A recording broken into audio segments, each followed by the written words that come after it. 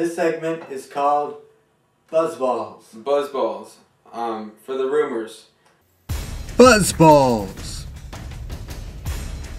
Jason Bartlett is a pretty good young shortstop. The Padres needed a bat, especially to replace. I mean, he's nowhere going to replace Adrian Gonzalez. But if they get Bartlett and then they sign someone like Adam LaRoche, I think they're pretty much. I think that's an okay way to replenish the offensive void that Adrian Gonzalez left behind. What do you think, Fergus? Absolutely. I think this is also a good move, if not a necessary one, on the part of the Tampa Bay Rays, who are now back to rebuild mode, which is going to happen every 2 or 3 years. They're not a big market team. Now that they're starting to lose some of their veteran players, such as Carl Crawford, they're going to have to do the cycle over. They have a great farm system, and they're going to retrieve prospects from the Padres, who also have a great farm system. Yep. And they're going to be a very dangerous team, the Tampa Bay Rays, in a couple of years again. Probably not next year, although they could. There's always hope for Rays fans because I think that's a great organization, and then they always have a plan. Absolutely. Anyway, we're going to move on to Cliff Lee, the prime free agent target. As far as Cliff Lee goes, as you said, we looked at this as basically the Yankees versus the Rangers, and basically the Yankees. But now we see other teams get involved. I still think it's basically the Yankees and Rangers who are going to have a shot at Cliff Lee. It's not often that a player is going to sign a Jason Worth-like contract with the Nationals just because they gave the best offer. The Nationals are not as solid a team as the Yankees are at this point. And the Yankees are offering Cliff Lee 6 years, which is probably enough to take. And Cliff Lee has also said he doesn't want to play in Texas because he doesn't like the heat. I don't know how much that means. So we'll see how it goes. I'm still thinking it's going to be the Yankees. Yeah, my prediction is that it's going to be the Yankees as well. Although I thought he did like. I mean, I don't know. We might have to have Cliff Lee on the network, but I think he from my understanding, I think he enjoyed his time in Texas a lot. Going to the World Series obviously helps that out, experience wise. But yeah, I think my prediction Yankees, just because they always know how to outspend and outbid the other teams. Okay, Zach Greinke. Well, we don't know if he's going to be traded or not. He's coming off a down year in 2010 compared to his outstanding 2009 Cy Young campaign. But his name is swirling around in the trade rumors. Fergus, where do you think he's going to go? I definitely see the Royals trading Greinke at some point. The Royals are a non-contender with Greinke. They can't build a team around him. They don't have the money to do that. So they're going to have to build a farm system. That's their only choice at this point. So they're going to. I see them trading Greinke. They'll probably get the best deal in winter. That's usually the way it goes. I see the Toronto Blue Jays as a strong contender for Zach Greinke, and I see him going there probably before the winter's over. Yeah, I think that if I'm the Royals, I'm definitely going to trade Zach Greinke. I think even Zach Greinke himself says that he doesn't see that the Royals winning within the next year or two.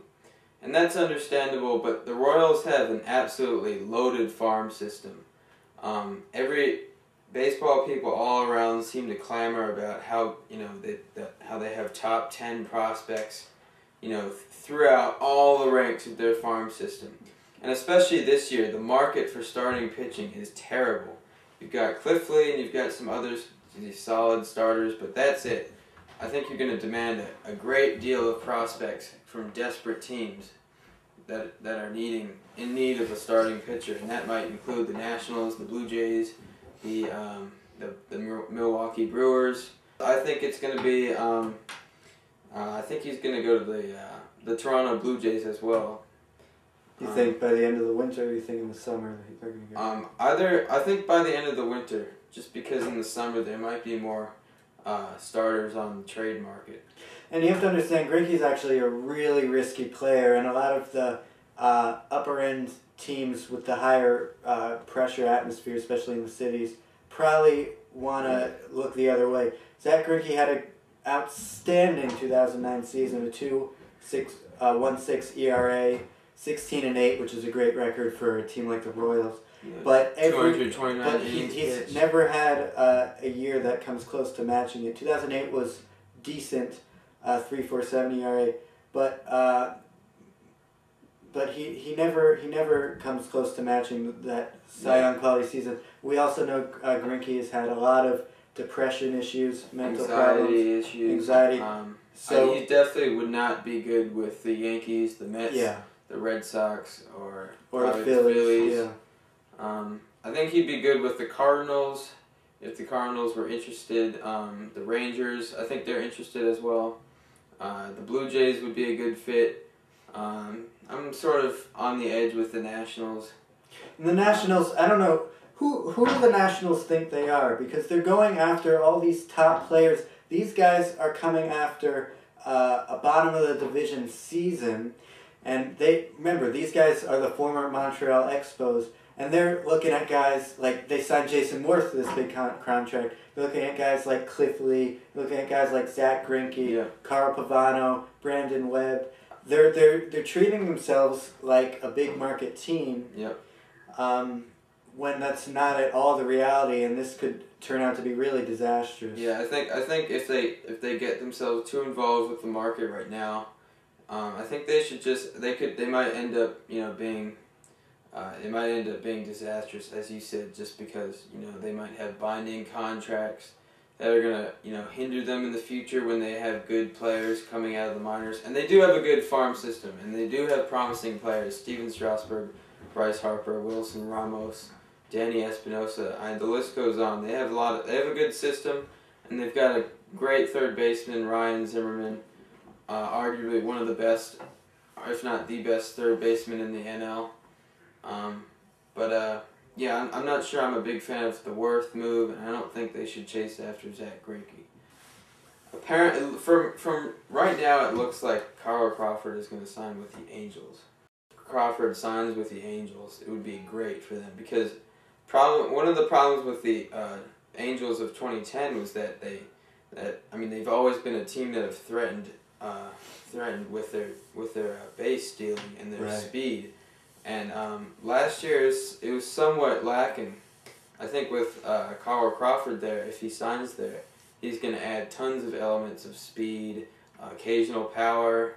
He hit 19 home runs last year. Definitely hits for power. Gets a lot of hits, steals lots of bases. He's super fast. He hits a lot of triples. I think if he signs with the Angels, it would be a great move. And he's great in the clutch too. That's the Angels' trademark during their high points of the last decade was always keeping the opposing team on the edge. They'd have a lot of ninth inning rallies and a lot of base stealing from up and down the lineup. So they're trying to get back to that point. I mean, other contenders for Carl Crawford were the Yankees and Red Sox, but both of them have pretty solid outfield, especially in left field. Jacoby Ellsbury on the Red Sox and Brett Gardner on the Yankees too. Both already speedy. Who are speedy guys. So possess most of what Crawford would give them. Not quite as much, obviously, but much cheaper. Yeah. I think that the Angels are probably it'd make the most sense for the Angels to get him.